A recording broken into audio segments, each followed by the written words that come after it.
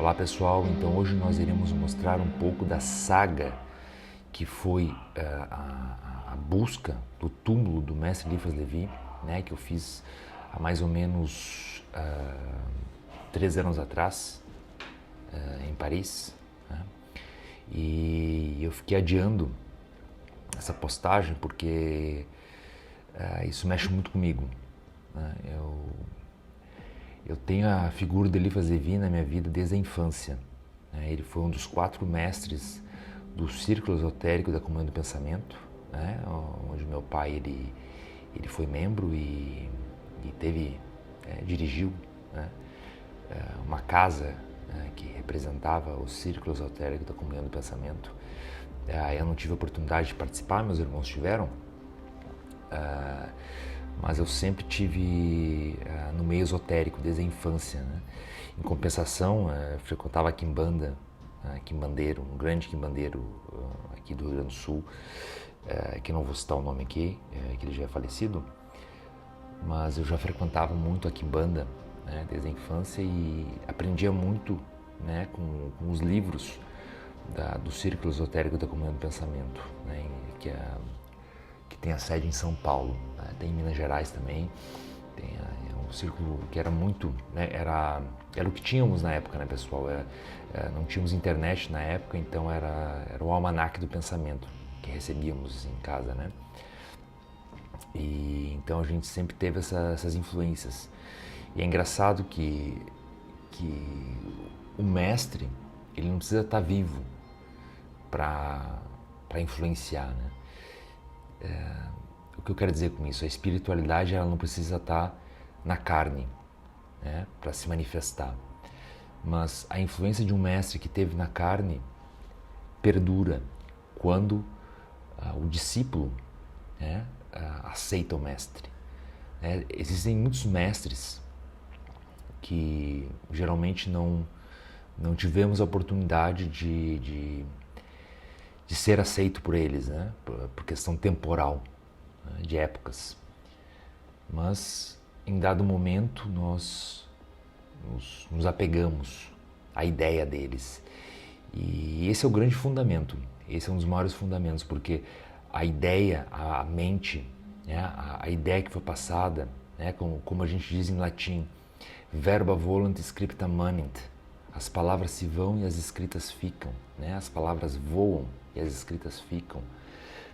Tudo aquilo que foi registrado, seja em vídeo, seja em livros, acaba perdurando e plantando novas sementes, inseminando, né? E a grande maestria é essa, é você, sendo um mestre, você deixar algum registro, né? E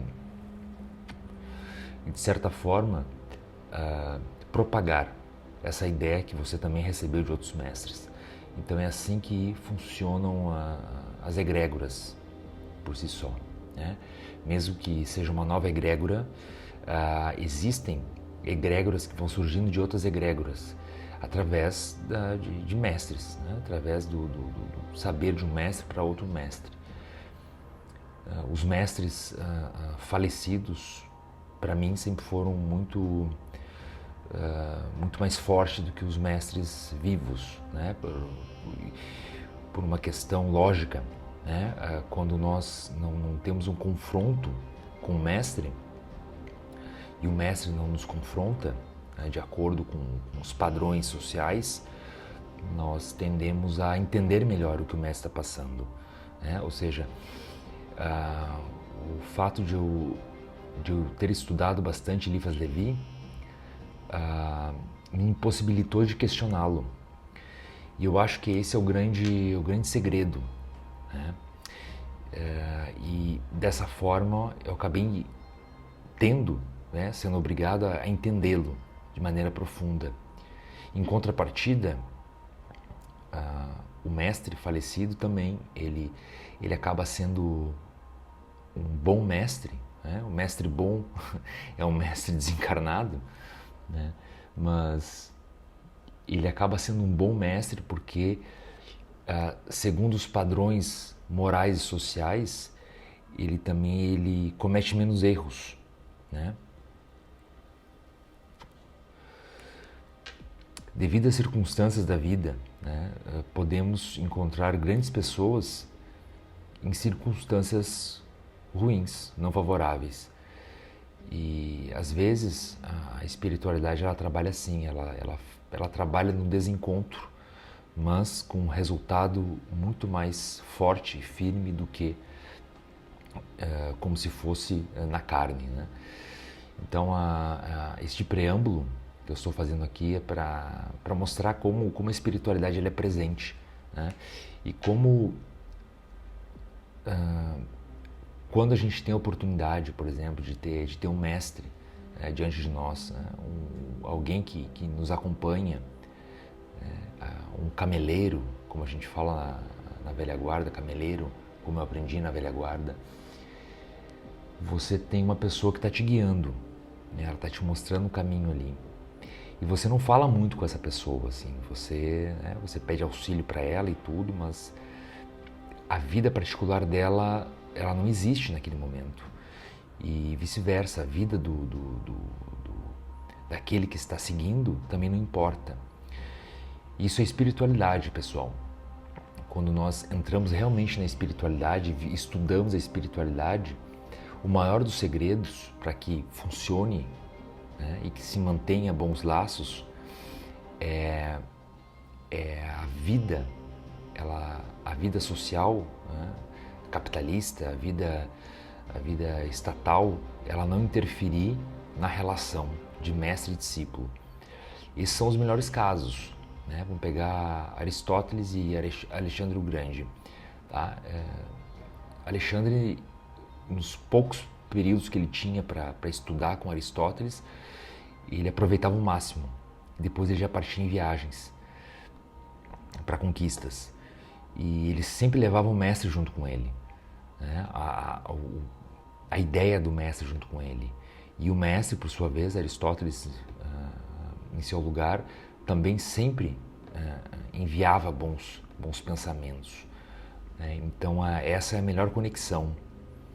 Eu tive péssimas experiências com mestres, vocês já sabem aqui, eu já falei em algumas lives, mas não foi minha culpa, né?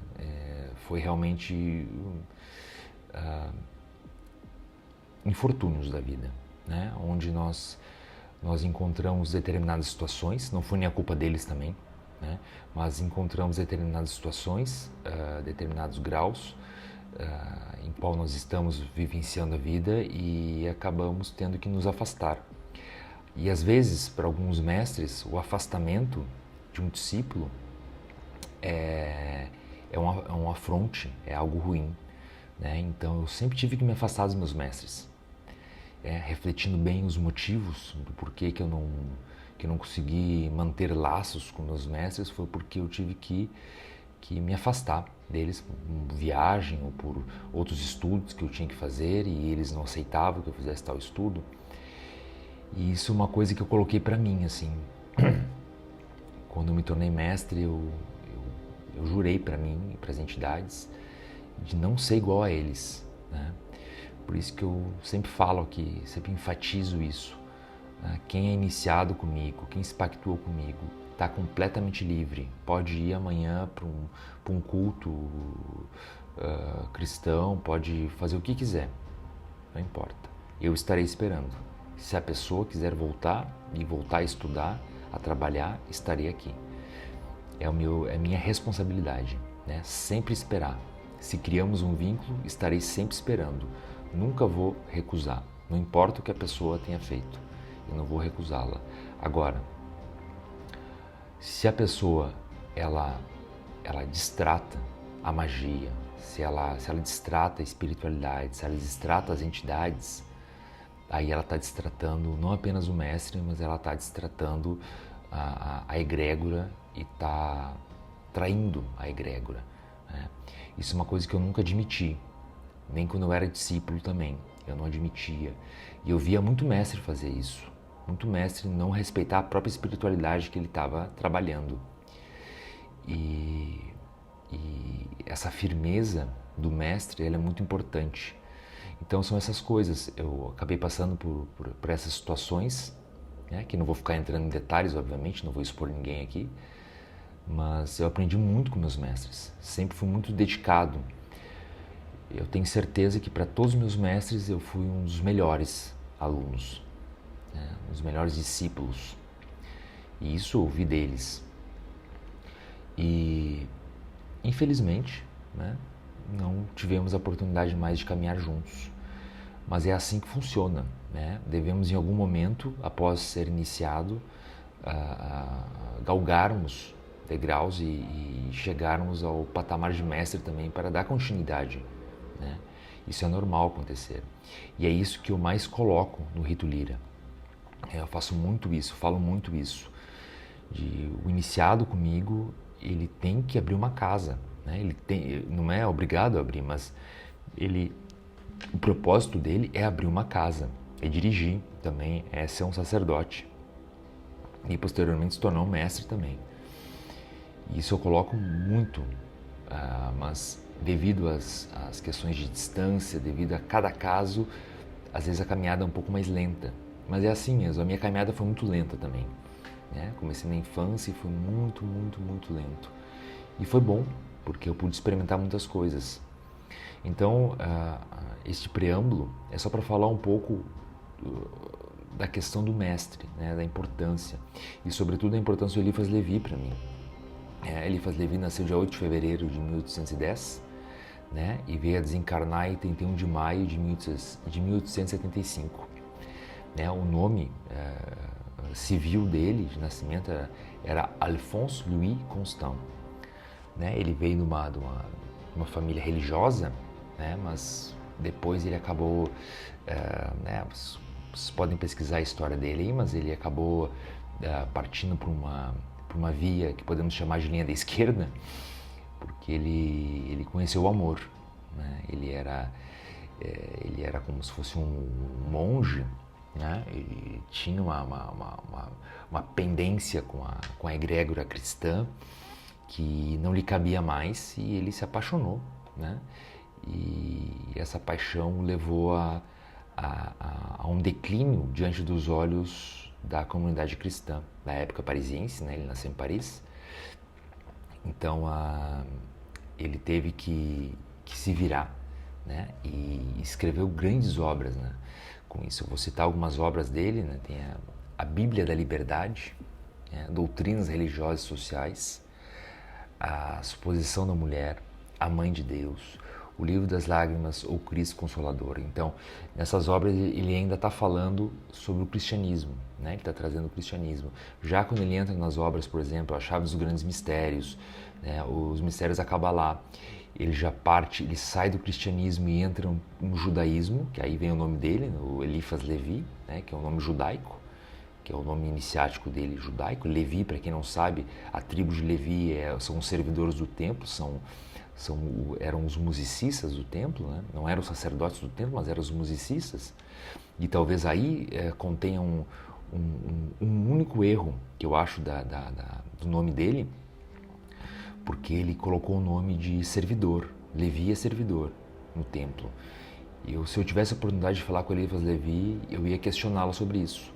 Se ele não consideraria que o nome iniciático dele o sobrenome iniciático dele teria sido um erro. Porque os levitas, eles eram servidores. Os levitas, eles não têm terra, né? Eles não têm a herança deles é o Senhor, como está escrito, né? E aí posteriormente ele foi fazendo outros fantásticos livros, obras, que é Fábulas e Símbolos também, A Ciência dos Espíritos, né? O Grande Arcano, né? A Origem da Kabbalah, o Livro dos Sábios, Paradoxo da Sabedoria Oculta. Então ele trabalhou, né? Para a linha da esquerda, já perto do final da vida dele, com muito afinco. E ele se tornou um grande exemplo, né? De que para entendermos a linha da esquerda, nós devemos entender a linha da direita. Ou seja, todos os símbolos estão na linha da direita, né? Se pegar a Goécia, né? Os sigilos, eles foram desenhados por monges. Não foi desenhado por bruxão da esquerda, foi desenhado por monges. E é assim que funciona. porque a linha da direita sempre teve o domínio, né, social. Então a língua, até mesmo o latim, quem falava eram os eclesiásticos que falavam latim, que tinham os livros em latim. A gente não está falando da época da impressora ainda, né? Não tinha livraria ainda. Então eles detinham aquele livro. Por exemplo, era uma Torá para uma comunidade inteira estudar. Então ninguém estudava.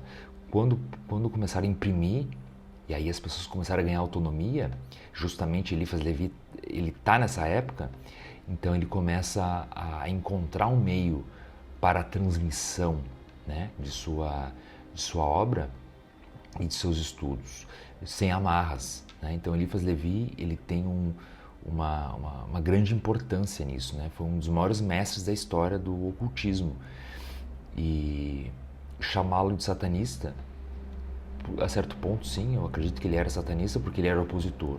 A palavra Satã vem de opositor. Então, ele teve um papel de estar contra, mas não contra no sentido de atacar a igreja, de atacar o cristianismo ou o judaísmo. Pelo contrário, Eliphas Levi estava querendo explicar ao povo o que o povo estava estudando, né? Esse eu acho que é o grande papel, um dos primeiros papéis do sacerdote da linha da esquerda, é explicar através das mesmas alegorias que o pessoal da direita estuda sob a óptica da esquerda. Então você vai mostrar isso, né? A Kabbalah é isso. A Kabbalah é a linha da esquerda do judaísmo. A própria figura do Baphomet, misteriosíssima, ela é isso, ela representa isso, essa união alquímica que está dentro do próprio ser. Então eu dedico esse vídeo, eu vou agora deixar vocês com um registro dos dias que eu fui procurar o túmulo do Eliphas Levi, e vamos seguindo com os estudos, vamos seguindo com a grande busca, que não é apenas por túmulos, mas é pela essência, né? E essa essência, ela está em nós, né? Essa essência está em nós, como o símbolo do Baphomet, está em nós essa essência. E quando em nós está, nós também estamos nela, mas um dia nós partimos e uma parte dessa essência fica também. Por isso a importância do túmulo, e é por isso que eu fui buscar. E é por isso que isso mexe muito comigo, por isso que eu decidi gravar esse áudio, né?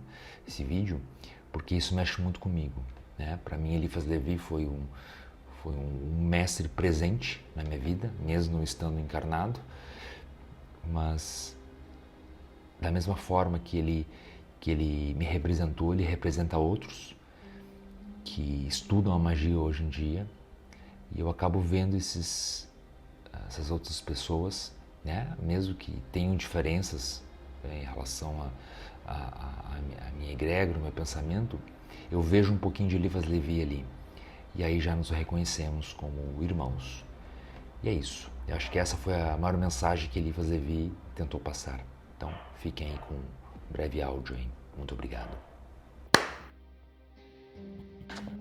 Então, pessoal, eu vou fazer uma tradução simultânea aqui, falar um pouco do que está sendo dito ali. Eu fui entrevistar o secretário do cemitério de Ivry, no sul de Paris, né? Porque, segundo constava no Wikipédia, lá estaria o túmulo de Eliphas Levi.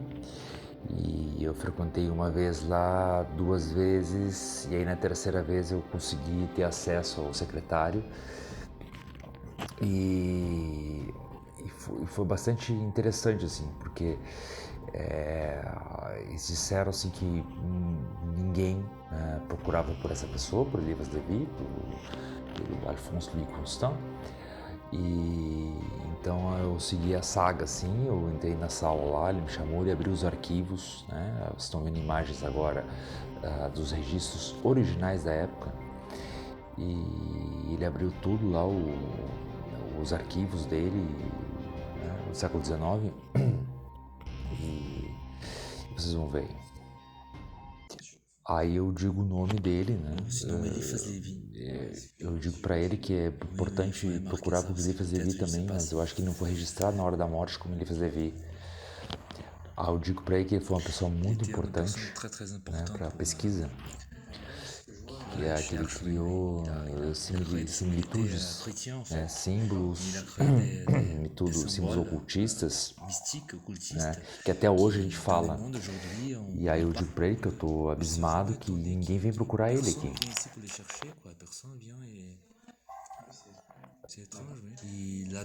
O 31 de maio. Aí foi a data de falecimento. O 2 de junho foi o dia que ele teria sido enterrado. Aí ele me informa, né? 3 jours quand même. Eu perguntei pra ele, é curto, né, o tempo? Né? Ele disse que é 4 a 5 dias normalmente para ser enterrado. Aí eu perguntei pra ele como eles faziam na época. Eles colocavam numa geladeira e ele disse que ele não acredita, não. Ele ficava na rua mesmo, o corpo, o cadáver ficava ali, né, na rua.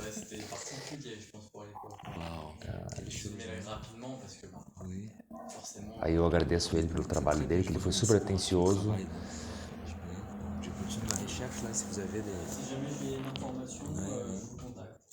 O Thomas, o nome dele é Thomas Rousseau, né? Para quem conhece os escritores Rousseau aí. Aí esse foi o primeiro dia. Aí agora a gente tá no segundo dia. E eu fui falar com ele de novo, que ele foi pesquisar. E eu perguntei, ele desapareceu. Eu perguntei sobre os ossos. La réalité, pour toute personne à l'époque, et même encore il y a peu d'années, enfin il y a quelques dizaines d'années, quand le cimetière a besoin d'un emplacement, il fait une requête administrative. Aqui ele tá falando sobre os lugares, né? Que era feito na época, assim, que eles não guardavam. Ou seja, guardavam por um tempo determinado, depois jogavam numa fossa, né? Ou cremavam. Ou alors, vous pouvez très bien réinhumer dans ce qu'on appelle un ossuaire. Oui, un ossuaire. Ce sont des grandes chambres. Oui, oui. Où c'est identifié le nom de la personne, la provenance du cimetière, et elles sont rangées. D'accord. Peut-être il est... Aí ele tá dizendo que ele não tem informação nenhuma certa, não conseguiu. Esse foi o segundo dia, pessoal, ainda que eu fui pesquisar lá. On a juste ça. Oui. Aí eu perguntei ainda se não tinha outro Constant sobre o nome dele. Aí eu sugeri que eu pesquisaria no Père Lachaise. Tem a mulher dele que está enterrada no Père Lachaise, quase que do lado do túmulo do Allan Kardec, por sinal. Tá? Aí eu digo o nome dela aí. Cadio, sobrenome Cadio. E ela tá lá pertinho do túmulo do Père Lachaise. No Père Lachaise do Allan Kardec. Aí eu dei meus dados pra ele e tudo. Aí eu tava saindo já do cemitério. Aí eu falei com o guarda ali. E eu falei que tava muito estranho, porque o corpo desapareceu, o túmulo desapareceu. E aí eu falei que fora pesquisado nos arquivos antigos, eles não encontraram o lugar onde estaria a tumba. E aí eu disse que eu estava abismado com isso. Eu disse para ele que eu ia continuar pesquisando, que ele também ia continuar pesquisando. Aí falando da esposa Eliphas Levi. E aí ela tá no Père Lachaise. Muito bem, um túmulo lindo dela lá.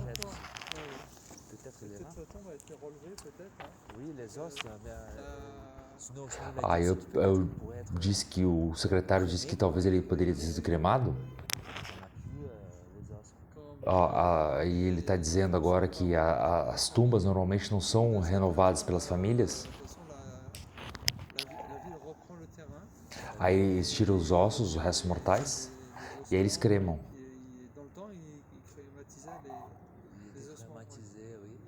Aí eu falei para ele que na época não era normal, né, comprar um lugar, uma tumba, né, um jazigo.